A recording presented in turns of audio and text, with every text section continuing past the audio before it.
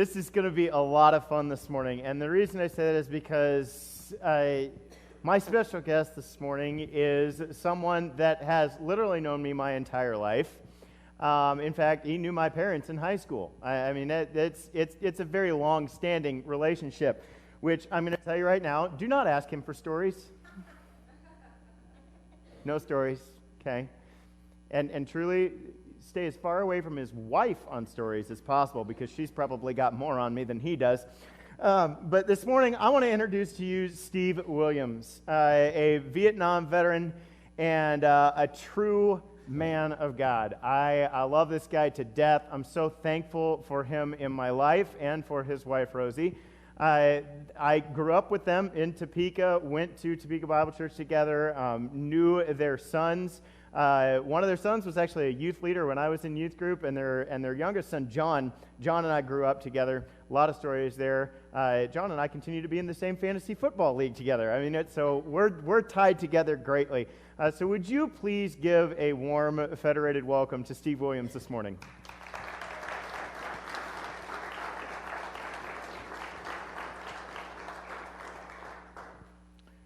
And Kenny will make sure we got a good lock on the handheld mic for Test. Steve. Hey. Well, Luke, I've really been looking forward to this because I never know what I'm going to say.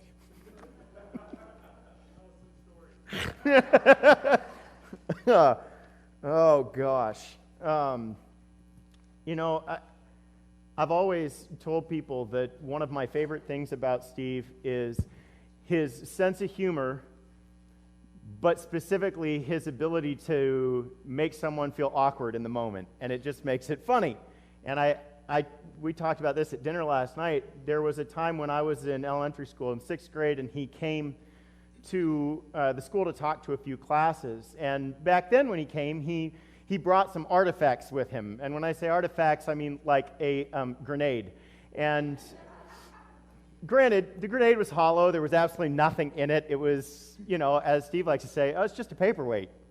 And he called one of the girls in the class up to the front, and he said, "Will you hold this for me?" And she said, "Sure." And he pulled the pin and said, "Now, and she held on to it, and he said, "Now just make sure, just don't let go of that hammer, and everything's fine."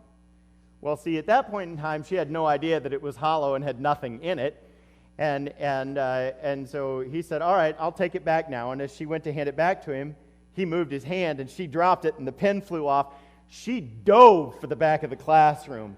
And I know, these days you couldn't get away with something like that, but I will always remember that because I just thought that was, the whole class was losing it. We thought it was hilarious in the moment. But Luke, I have an update on that. I work with veterans. I've done it for working on 26 years now. And I've also joined the Military Vehicle Club because I'm restoring a military Jeep. Well, anyway, there's a guy in the club who has a lot of parts, and I needed some parts for my Jeep. And he was not a veteran, but really a cool guy and a great worker. But anyway, after I got my parts, he said, "Hey, Steve, I got a question." And I said, "Yeah." And he said, "How do you know if a grenade is live?" And I'm going, "Ooh." I said, "Well, what are you talking about?" He said, "Well, I have one of my dad's grenades." He was a World War II veteran. He said it's sitting on my desk in my office, and I just don't know. I said, "Well, bring it to me, and I can tell you whether or not it's live." And so he brought it to me, and what I do is I grab the grenade, and the top part actually unscrews. So I unscrewed it and pulled out a live blasting cap. And he said, "My kids have played with that." And then he goes, "Well, what are we going to do?" I said, "Well, here's what I suggest. Now that the blasting cap is out, let's pull the pin and throw it in the yard," which we did, and it went bam. And I put it back in, and it goes, "Here, it's safe now." And anyway, it was the first time. I've had a lot of questions like that, but that was one that, it was for real. So what an amazing experience. Yeah, truthfully. The bad thing is I love explosives, so that was fun for me. Well, I want to get into the story aspect and give you an opportunity to share this morning on this. So maybe just start with a little bit of your personal story in the background of serving and how you ended up in Vietnam. Okay. Well, you know, back in the 60s, of course, Vietnam was going on, and if you really look close at that picture, that's me in 1969, and that's the last day I carried the M60 machine gun. I am not one of these guys that, you know, is gung-ho, whatever. I really didn't want to go to war. And I became a believer when I was about 9 years old, grew up in the church and all that. I like to make people laugh, and although I learned all kinds of things through my dad was in Golden Gloves boxing, and so we learned all of that stuff. But the truth is, I like to make people laugh, and so I didn't want to go to war. So, being the nice Christian guy that I was, I prayed, Lord, I just pray that the draft passes me by. I really admire my brothers and sisters that have joined the military, and boy, that's honorable, but that wasn't me. I didn't want to, I prayed I wouldn't get drafted.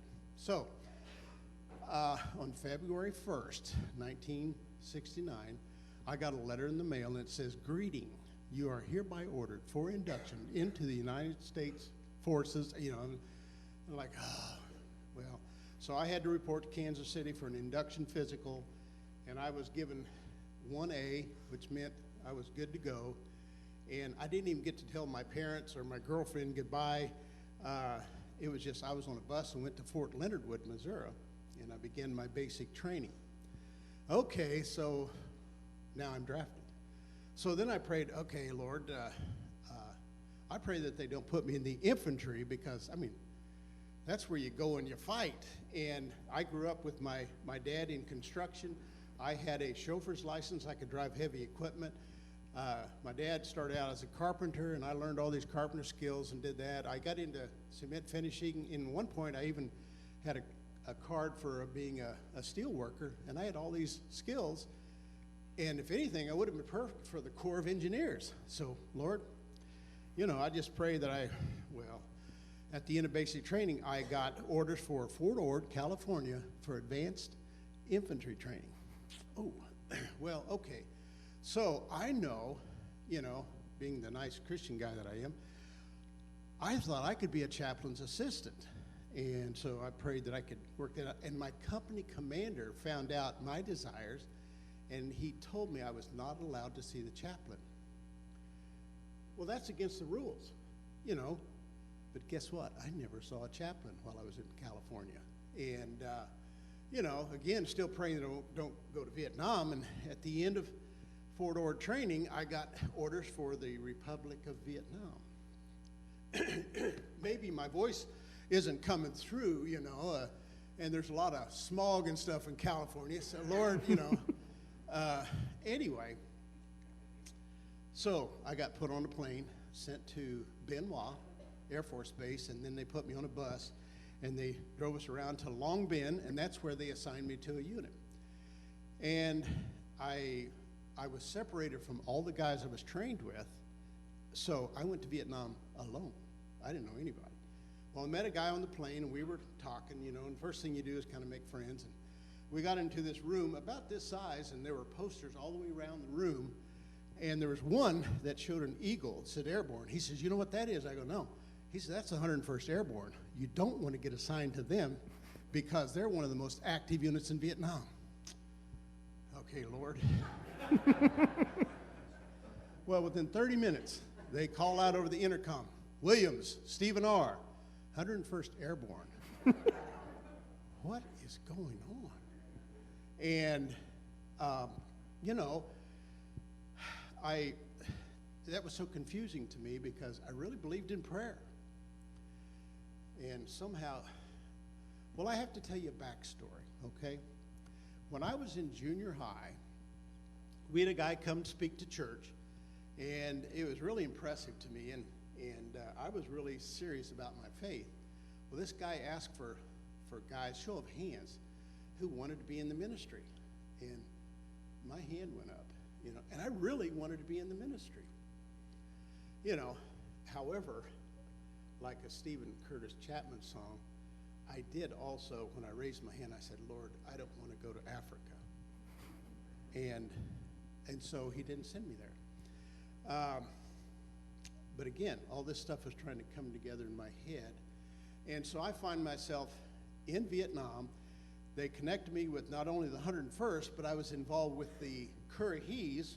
I have a patch here somewhere, this blue one, which is the Currahees, which is the 506 of the 101st Airborne, which was famous in World War II. They called it the Band of Brothers. And they made a movie about them. They were cool guys. Well, the nice thing was, the first thing they did with me was sent me to this, probably a hilltop kind of thing, near Benoit, and they told me immediately, you know, all the stuff you were trained back in the States, forget it, it doesn't work here. Okay. And they trained me in jungle warfare. And they had a path that was like a quarter of a mile long that we walked around. We saw buildings we called hooches that the enemy was to live in. They showed us booby traps. They had all kinds of things. And then at a certain point of the trail, the sergeant was leading us, and he said, now, I want you to keep your eyes open and your mouth shut. Okay. Well, I wanted to know, you know, so I was right behind him. I was the first guy behind the sergeant. We walk around this trail, and all of a sudden a simulator goes off, and he turns around and says, you're dead. I'm going, you know, I was looking for tripwires, you know. I was just, what happened, and, you know, scared spitless, and we backed up, and he flipped over a leaf on the trail, and there was a button. Apparently, I stepped on it. I said, how were you supposed to know where to step? I mean, there are leaves everywhere. He said, you just have to learn that. And I was convinced at that point that I was going to die in Vietnam. Well, then they loaded me up, sent me on a C-123 plane, landed in Phan Thiet, and that was my base camp. And that's where I got put together with my unit, the 3rd of the 506 of the 101st Airborne. And the nice thing, to make this story short, is these were among the highest trained soldiers in Vietnam. They were excellent. So that part was a blessing. However, I still didn't get out of the war. In many ways, I think a good thing to share with you is one of my favorite passages, which I'm sure most of you are familiar with, and that's the 23rd Psalm. And, you know, it goes, yea, though I walk through the valley of the shadow of death. My prayer is, Lord, take me out of this valley. But what I have learned, and especially as I look back, I realize that it says, yea, though you walk through the valley of the shadow of death, you will fear no evil, for I am with you. And I am absolutely convinced he was with me. So those experiences, as they translated to you the power of God and the authority of God in your life through it, how did that enhance you in your faith? How did that grow you in your faith through those experiences? Well, at first I have to tell you that although they were training us, it wasn't spiritually. Because if you were a Christian, you were probably a sissy. They called you every name in the book. Why they did that, I don't know. Except that they trained us. I mean, they made us get down in the dirt and low crawl. And things like that. There was harassment, I thought. And once I got to Vietnam, I found out that the low crawl, which it's not like crawling like a baby usually does on all fours, but flattened out, your elbows clear out, you're as flat as you can get. And I found out that was a life-saving activity. I had a friend, we were crawling together, and they tried to shoot us. And he got a crease in the butt of his pants, and he survived. He didn't even break his skin, even though it ripped his pants. But if he wasn't low crawling, he probably would have died. And so there were things like that that you go through and you think about, and there's so many things that I could tell you as far as what I've learned from Scripture and so forth, that the whole idea of, well, a passage of Scripture I can share with you that makes me think, I don't know, I saw a number of the vets get up. I don't know how many are Marines, but they have a saying. They say Semper Fi, it's short for Semper Fidelis, and it means always faithful. And I found out who the original Marine was. If you go to Deuteronomy 7, verse 9, it says, our God is God, the faithful God, to 1,000 generations. And it goes on from there. And there is nobody in this world that can tell me God is not real. Nobody can tell me God is not faithful, because I've seen it. I've experienced it. I know God is faithful. I've gone through some amazing things that many times, Luke, I think about over the years. I've told stories, and I've often wondered if people thought I was making them up, because I do like to entertain. But it is so entertaining to me because I saw it. I know it's real. And I don't know how guys make it without an understanding of God. Because there were times when I have to confess, I was scared out of my wits. But it was one of those things, like John Wayne says, courage is being scared out of your wits and saddling up anyway. And we had to do our job, even though we knew at any moment it could be over. And so I think I can say probably the biggest time of spiritual growth in my life was in a war zone, because it was amazing to know a lot of the scriptures that I grew up with. And you go, well, it's easy to say. And then you see things happen, and you go, well, let me share one with you. I think you probably know this story. But one of the days I was carrying the M60 machine gun in that picture, and we would move through the jungle in a platoon of 30 men, and every so often we would stop, and we'd send out a 4-man team this way and a 4-man team this way. We were looking for signs of the enemy, and we were called search and destroy missions. We were looking for the enemy. We were pursuing, Anyway, I was picked to do this 4-man team. We go out maybe a couple hundred yards when all of a sudden I'm carrying the machine gun this way, and when you carry the machine gun, it's pointing that way. That's how you carry it, and then you turn to shoot. Well, to my right, about from here to the wall, there was a sniper. And he stepped out around a tree and fired at me. Bam! Well, they teach you to go down, you turn, and you return fire all in one motion. Well, I got halfway down and got tangled in vines, and I can't turn. It's still pointing this way, and he's over there. I'm going like this, and he goes, bam! Shoots a second time. So I grabbed the sling to get it off just so I could get down. And as I was like this, he fired a third time, again, from here to there. Well, then my best buddy, who was up the trail, he fired a grenade launcher and hits the tree. And it didn't go off because it was designed to go 15 meters before it would arm itself. Anyway, it hit the tree and it fell down. And I saw the Viet Cong look down and turn and run away. I think he thought it was going to go off. So anyway, he runs away. And I'm sitting there going, what just happened? Well, then my squad leader, he comes back, and I remember him looking just as pale as could be. He was, are you okay? And I said, I'm okay. And he didn't believe me. He grabbed my shirt and yanks it up and starts turning me around. And I'm starting to laugh.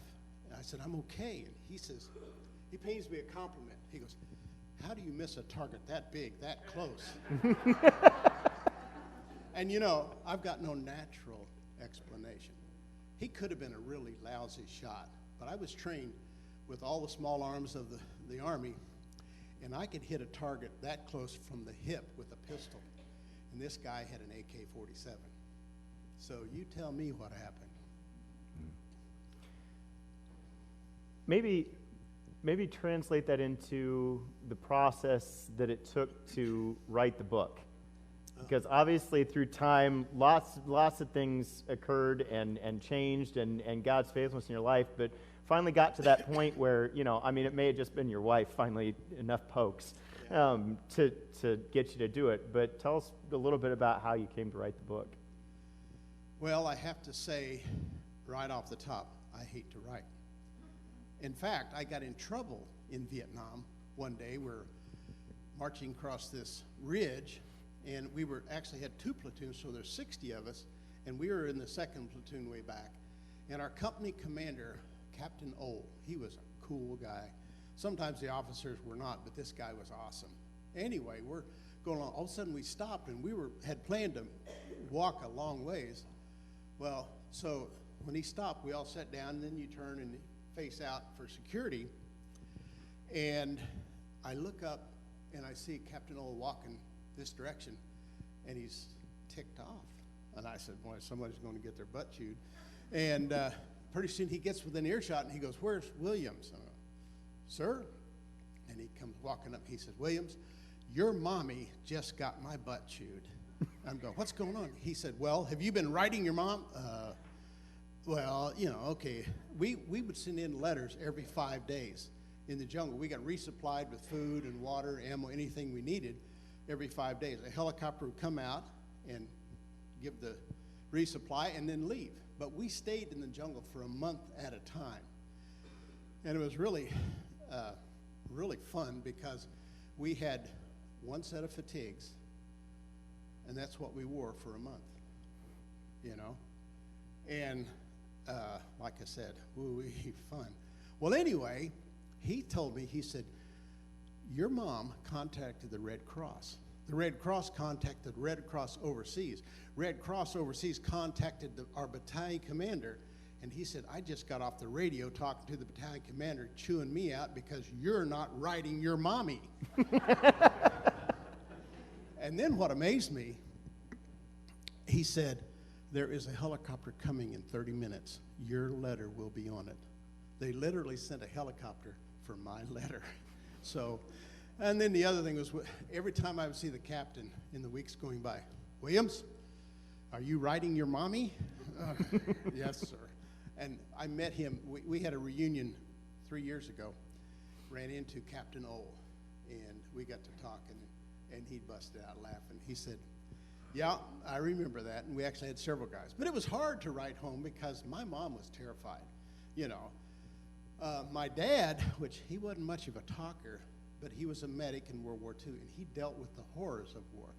And I didn't figure out till later that I think he was traumatized because he worked with amputations and things like that, and so he worried about us, and he knew where I was. So that's another story. But Rosie, my wife, has wanted me to write for 50 years. And she's been constantly telling me, oh, you got to, you know, and I don't like to write. Plus, the other thing is, to remember that stuff, it's kind of hard to do. I mean, it's actually, I would use the word traumatic. I mean, to remember some of the things. And I tried to make the book about hope. I think it's a good book.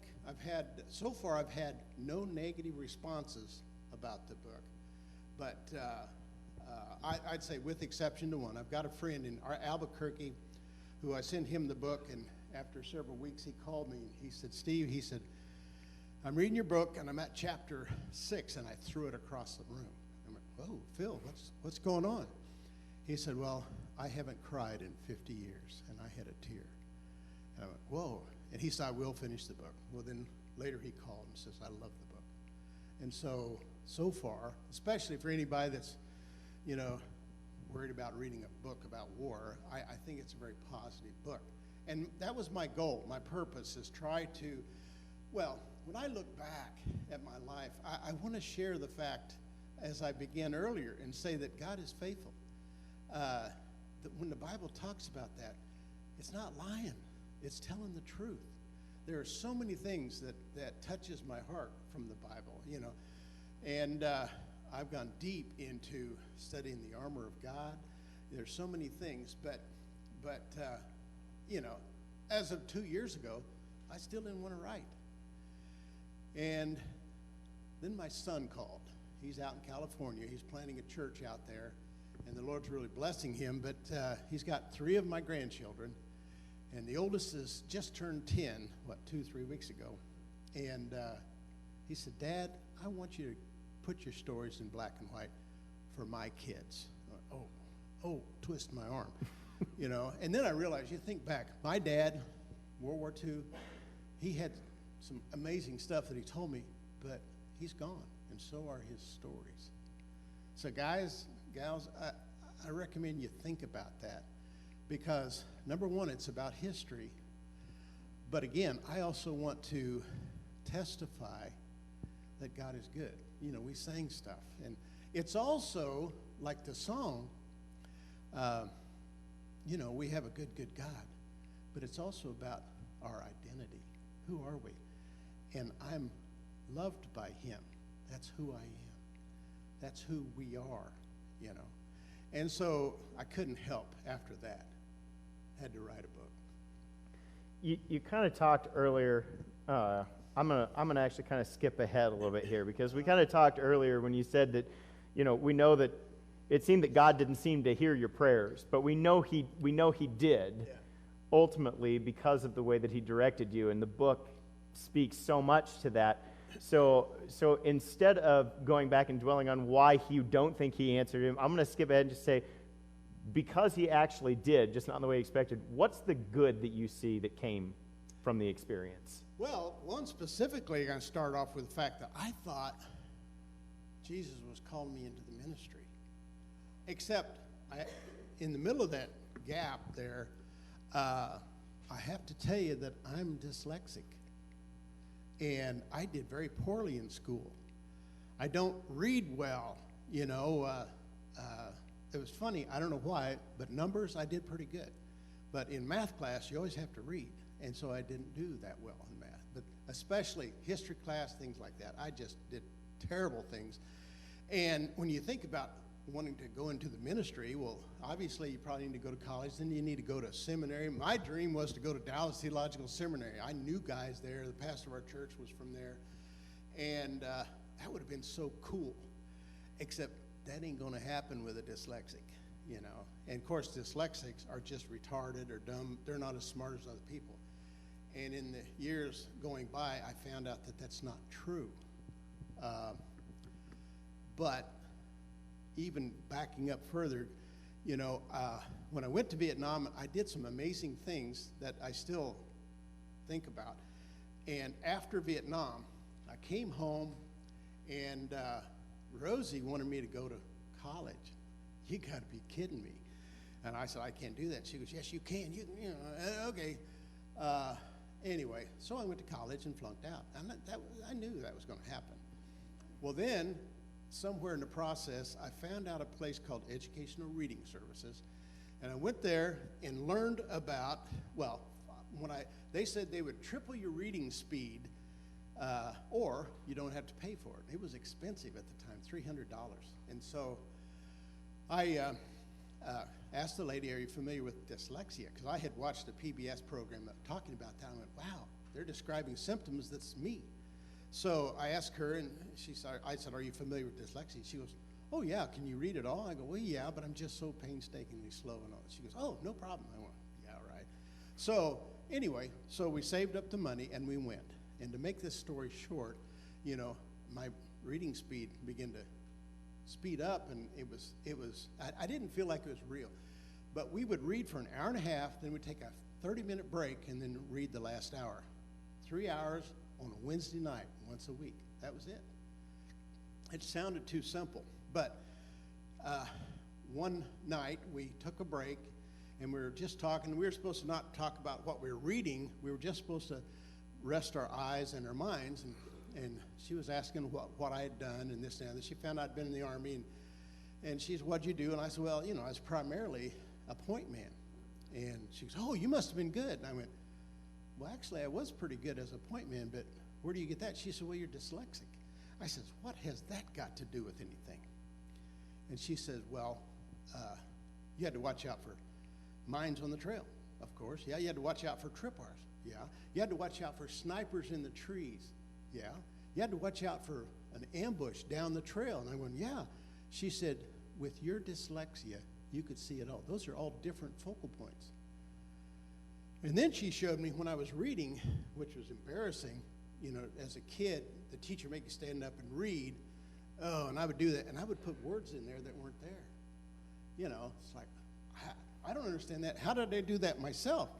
And I did that one night. The teacher had me read, and I did that. She goes, give me the book. She grabbed the book, and she looked, and down at the bottom of the page, she goes, here's the word. She said, you are seeing the whole page. I went, wow. And she said, the truth is, if you can get control of that, we have no idea how fast you can read. And, so it's a deal. Well, 8th grade level reading speed is 200 to 250 words a minute. And when I started, I was around 100 words a minute, painstakingly slow. And when I graduated, a 10-week program, one night a week for 3 hours, when I left the program, and I never topped out, but I was reading 2,840 words a minute at 95% comprehension. Then I went back to Washburn. Rosie said, you know, we're back in here. Okay, so I go and I made straight A's. And this doesn't sound real, but I did it, you know. Well, anyway, to get past that to a point of today, we're involved with Pointman Ministries. I'm in the ministry. And that's an answer to a prayer in junior high. And my Youth for Christ director, who prayed for us while we were writing the book all the time, it's just incredible. He's in his 90s now, and we just talked to him last week. What a support. But one time we were talking about, you know, I told him, I said, it was always my dream to go to seminary and be in the ministry. And he said, Steve, stop. He said, you're in the ministry. He said, because you're reaching guys I can't touch. They don't want to listen to me, but they'll listen to you. And you go, that's true, I know that. And God is faithful. That's kind of the completing that story, that even though, well, and I can back up too in talking about the prayer. As I look back, way back when, I was looking for a sugar daddy, okay? Lord, give me. And then, Lord, give me. And the Lord says, I got a plan. Yeah, I know, but Lord, I don't like your plan, you know. And we've been so blessed. And I can't say enough about how our God is faithful. So you got into Pointman Ministries, which is a for vets, by vets, outreach-based ministry. And there are some very specific things involved in that are... That's my patch on the back here, okay? That are meaningful aspects to that ministry. And the first of those is the saying, "Save to serve." All right. So talk about how that's meaningful in the process. In many ways, that's easy, because my story, where I got shot at, I got no natural explanation, but I was saved. And now I serve. So that's part of the purpose, you know. I believe that God has a plan for every one of us. And there were times, I mean, you know, even as a kid growing up, well, Luke, you know, even my boys, they should be dead with some of the things they did, including you. And I was a part of a couple. Yeah. And the Lord's got a plan. Now, you know, there are times when I feel bad, as far as like a friend of mine that got killed in Vietnam, you know, and his sister that we met, she's asking the question. Actually, I think we were asking more than her, but it was like, why did he die and you lived? I don't know. I can't answer that, except that the one positive thing about that is Richard made it to heaven before I did. So that's the final goal for all of us, is we want to be faithful. We want to have Christ in our lives, and we know the end game. You know, like KU last night, won by 1 point. You're welcome, Oklahoma. Anyway, you know, the Lord has the plans, and that brings in the word about submission, submitting to His plans. Because the truth is, early on in my prayers, I didn't want to hear His plan, and He said, "Well, tough. I've got my plan." And gradually, I began to learn that it was all about Him. And even though it was a hard life at times, I ended up being a probation officer. I did that for 31 years, and there were times when we'd take guys to prison and stuff like that. And I've been in several prisons, and I will tell you that Vietnam was worse than any prison I've ever been in. And so I can tell you, when it comes to some of these tough guys in the military that I love to work with, it's okay with them because they know where I've been and what I've been through. I actually had a guy, we had a meeting one time, this new guy shows up. We have meals in our home-cooked meals, no fast food stuff. And these guys are going through the PTSD program at the VA, and we've got it now where the patients themselves invite the new guys to come out.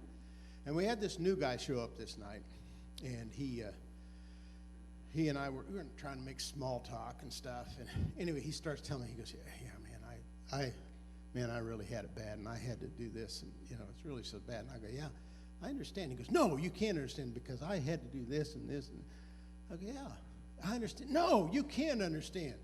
And so I let him talk, and he talked himself out, and so finally then he goes, well, what is Pointman? I said, well, it's a Christian organization for vets, by vets. Oh, are you a veteran? I said, yeah, I'm a veteran. He said, well, what did you do? I said, well, I was in the 101st Airborne, and I was a point man. I was even a tunnel rat, even though you can't tell it now. But he goes, oh. He said, well, you had it worse than I did. I said, well, I told you I understood. And he just sits back, and then he goes, so why aren't you crazy like me? And I said, who says I'm not? And the walls fell down. And after that, he was wide open and we could talk. And he really grew, and I could share with him the love of Christ. And the fact is, we all need it, That actually translates really great into one of the other aspects of Pointman and a patch that you have that says, not all wounds are visible. Yeah. Tell us about that. Well, war can be terrible. The patch was actually invented by a guy who has been involved with Pointman. By the way, I might say that Pointman began around the Seattle area in 1984, and it started out as a prison ministry. A lot of Vietnam vets were going to prison, so this cop decided to do this ministry, and then a new guy joined and said, hey, this guy named Bill Landreth was the starter of it, but Chuck says, hey, this needs to spread. And so today it's in many of the states and 9 other countries, including about 5 years ago, I found out that they have what we call an outpost in Ho Chi Minh City. Absolutely blew my mind. And so we're spreading the love of Christ even in a communist country. And, that's, it's all about saying, I'm not going to tell you what you need. I want you to walk with me and tell you what I got. And it's been so good, so wonderful. I might even say, you guys think about it. I don't think there's an outpost here in Kingfisher, but I know the president of Pointman lives in Minko, and we have state coordinators in a lot of different places, and like I said, all over the United States. And we're looking to get the word, because the worst thing anybody can do that's been traumatized in any way, the worst thing you can do is isolate. And so many of our veterans do that. Number one, you're not going to understand anyway, and what are you going to think of me, and all the questions that goes with that, and so I want to hide, And the truth is that God loves us. Jesus loves me, this I know. And you read in Scripture constantly of the things, how he loves us, and he wants us, in the idea of, not all wounds are visible. Sometimes you can see the scars. Sometimes they're not on the outside. And I think PTSD falls into that category. I don't know if you can look at other things, but it's certainly a thing of especially if you have wounds on the inside. I'll have to confess, when I came home, I went through a lot of trauma and stuff, and trying to make sense of it, trying to figure out why God sent me there. And so, yeah, I started going to the VA, and this one doctor starts talking to me about PTSD, and I say, I don't have stinking PTSD. And I met with her for 6 months, one-on-one, and she told me, after we talked a lot about what I went through, she said, you can't go through what you went through and not have at least some form of PTSD. And I said, okay, well, I don't mind the PTS, I just don't like the D. And she goes, what are you talking about? Well, post-traumatic stress. Yeah, it was very stressful over there. There were things when I knew. There were times when I literally dropped my head and prayed, Lord, is this it? Because I thought that was the moment I was going to die. And I didn't. And so, clearly stressor, but what I've learned too is PTSD is kind of a graph. Like, here is really severe and here is not so bad, and you might be in here. And there are things about what falls into the category of PTSD that some people sees, you know, and yet it's, if you look at the DSM, whatever it is, 4 or 5 now, it's not considered a disease, you know, it's not a mental illness. It's an anxiety disorder. It's oftentimes the adrenaline hits you and you're ready to rock and roll, and there's no need for it, and that's kind of sometimes what's the problem. But also try to make sense to that is that there are certain things that I was trained to do that I was trained to do. And when I'm trained to do it, just like, well, they talk about once you learn how to ride a bicycle, you can be off of it for years and you can get back on the ride. In many ways, there's a lot of my training still there. So is that PTSD or is that just training? One of the things that I know people have a hard time understanding, and as a pointman, I depended on a lot of my senses: hearing, you know, sight, smell. And I remember being at the courthouse where I worked one day, and we go downstairs in a snack bar, and 3 of us were joking and having coffee, and a guy walked behind me, and I didn't pay attention to him, you know, that was all the time, but all of a sudden, I was just like this, and I'm going, what's going on? And the guy across the table says, what's wrong, Steve? And I said, I don't know, but I mean the heart pounding and all this, and I happened to look around, and this guy had walked behind me. He came from the city building, and he was Vietnamese, and I could smell him. And that's what I depended on in Vietnam. They ate a certain sauce that came out of their pores, and I was keyed on that. Well, is that post-traumatic stress, or is that just being sensitive to what's going on? Now, as far as the heartbeat and stuff, the last time I smelled that, it was time to rock and roll. Well, I'm home, and one of the things that is good medicine for me that I tell myself all the time is, welcome home. There's a lot of vets that have never heard that. But the truth is, I'm home, and I don't have to worry about a lot of that stuff. You know, one of the things that I'm still sensitive to, especially, well, it depends on any time of the year, but if you look into the trees, you know, all these nice, pretty green leaves, and every once in a while there's a patch of dead leaves, well, that's nothing. But in my training, that's a sniper. Well, am I crazy? No. That's just how I was trained. And we got to learn to deal with a lot of that. It's the same thing with any other trauma, you know. There are people who've been abused by, like, let's say women being abused by men. Oftentimes, they often react to men, and not all men are bad. But that's what's kind of trained into them. And other things like that, I think it applies spiritually as well. And I clearly believe that, Luke, Satan doesn't like what you're doing, and you're a target. That's why you guys need to be praying for this guy, you know, and for anybody in leadership in spiritual, you know, let's go farther than that. Our government, we need to be praying for our government as well, because Satan's having a party.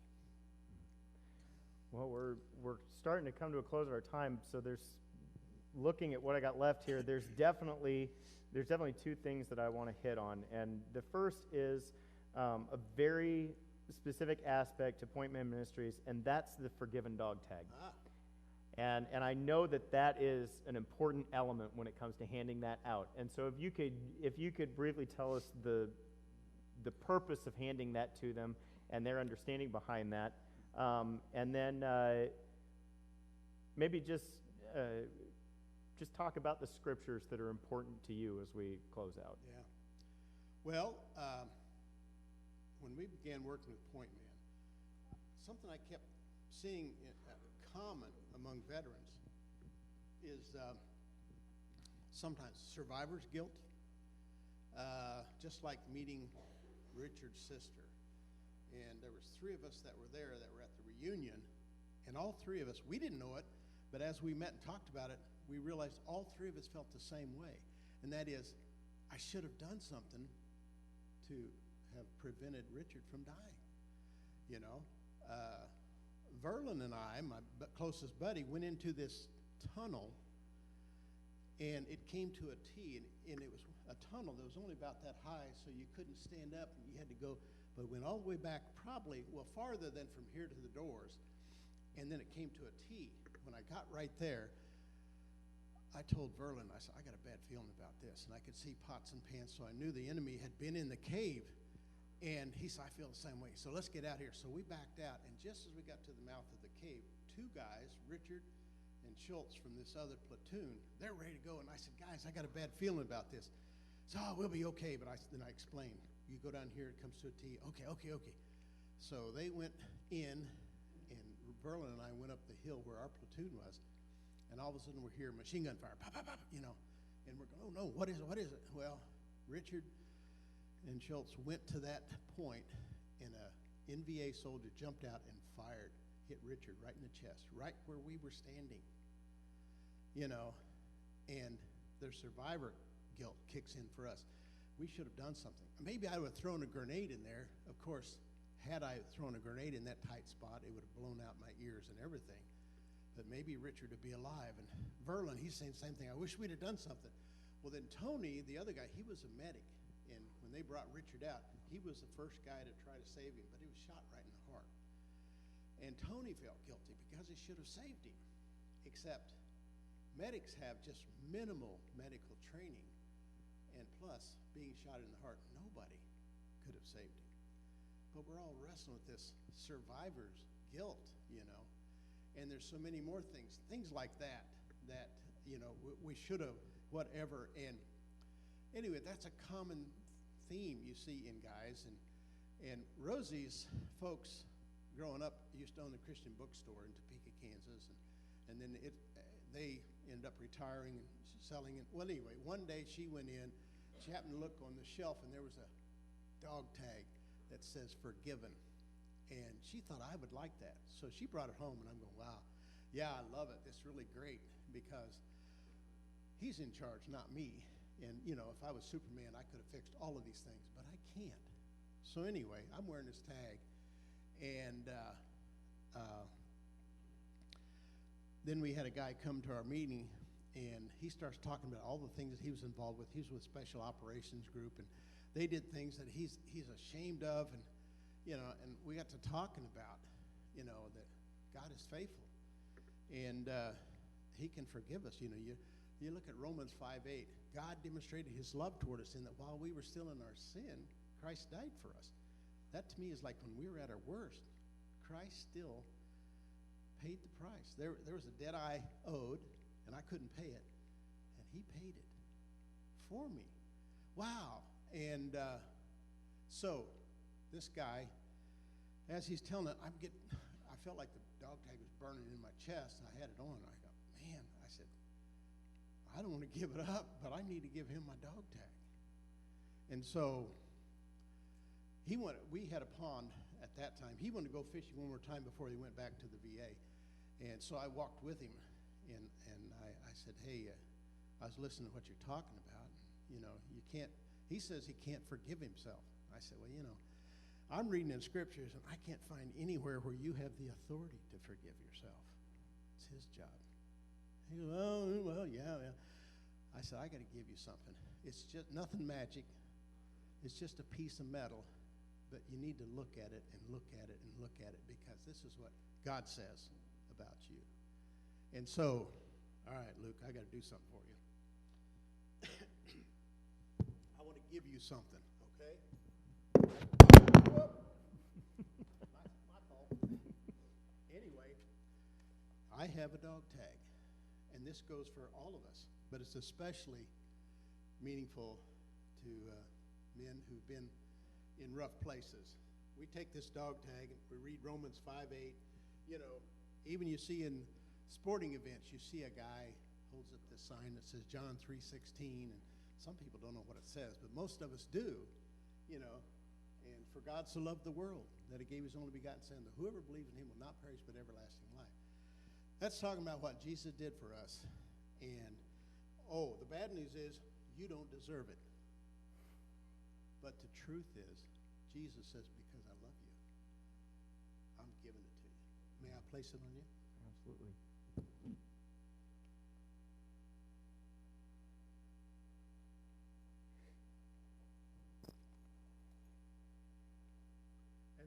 the guys,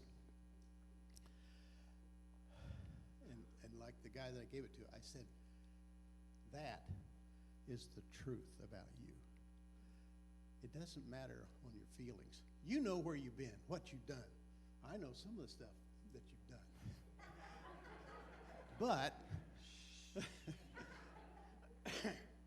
But the truth is, Jesus paid the price for you to be forgiven. And then we have one more thing to add to this, and that is, you know, the guys, everybody just loves it seems like. But then I say, one day, Luke, you may run into somebody, and he needs it more than you. Give it to him. And we'll try to replace it. But we have given away now thousands. And what's been really cool is we know people that in our church and community, and I've got guys saying, let me know. When you run out, I'll buy some more. And but it's the truth.